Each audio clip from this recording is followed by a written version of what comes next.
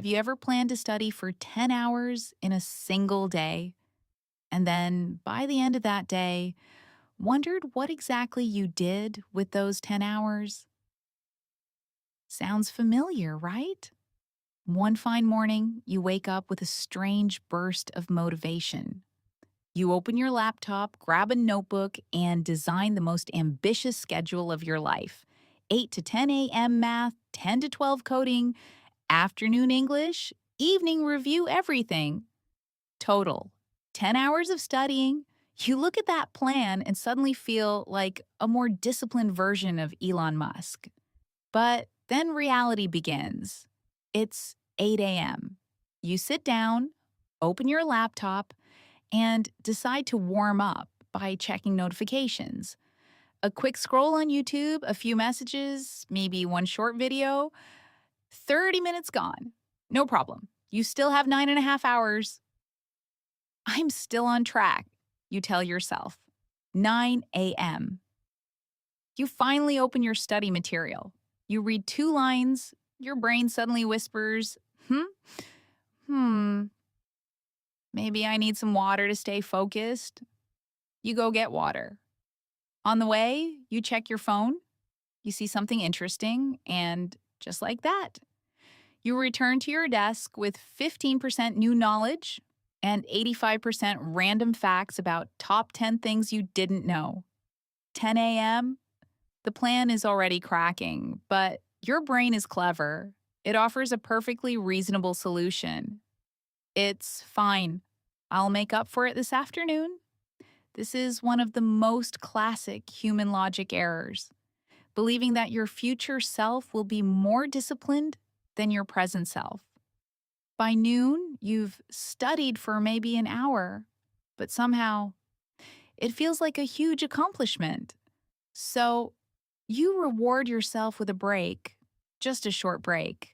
And that short break quietly stretches into 2 hours. Afternoon arrives. A slight panic kicks in.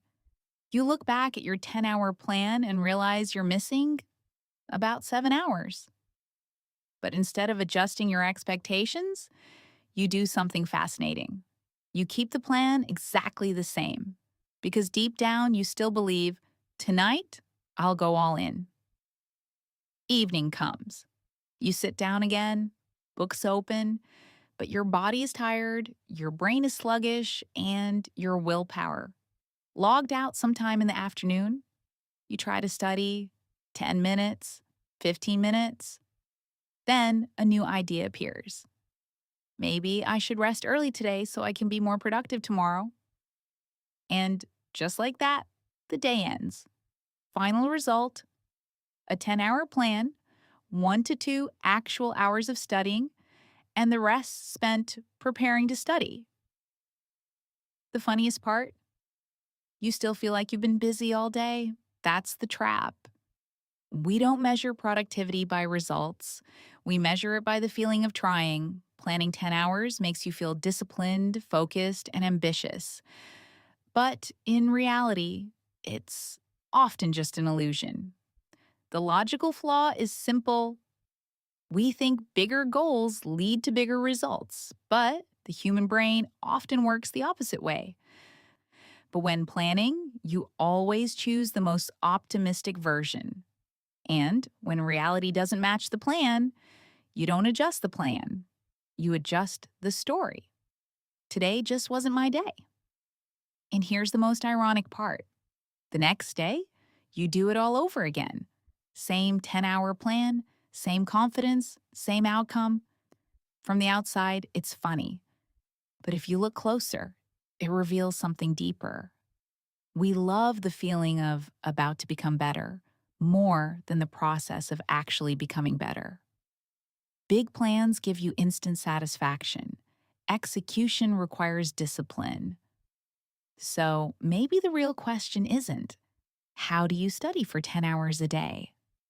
But do you actually need to? Or do you just like the idea of being the kind of person who could?